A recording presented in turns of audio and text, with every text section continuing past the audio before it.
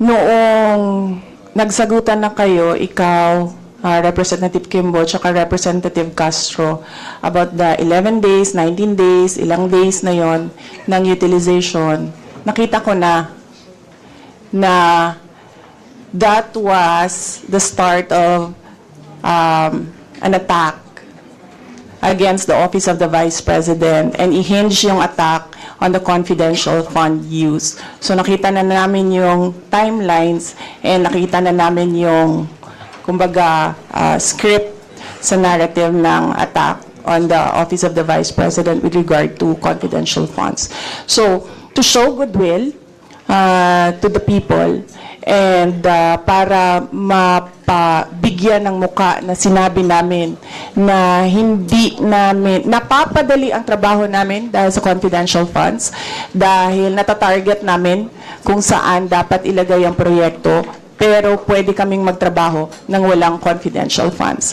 That is the reason why hindi na namin ginamit ang fourth quarter na confidential funds sa Office of the Vice President to show the people, the public, that we are in good faith sa paggamit ng confidential funds.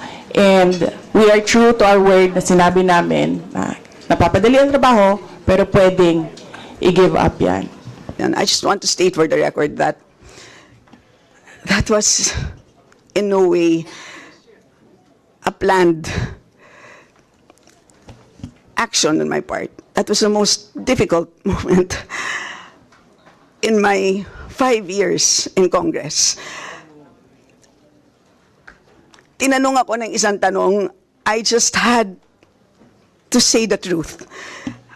Nakabase sa liquidation report, at kitang-kita nyo naman, doon po sa nakakita na po ng notice of disallowance, na ginamit po siya from December 21 to 31, at pagbilangin po natin ang mga araw na yan mula 21 hanggang 31 ay indeed 11 days. So yun lang po, I just want to state that on record that on my part, simula nung moment na yon ay naging napakahirap ng buhay ko. No rational human being would ever want to plan her life that way. So there's absolutely no way that that can be planned on my part, just for the record.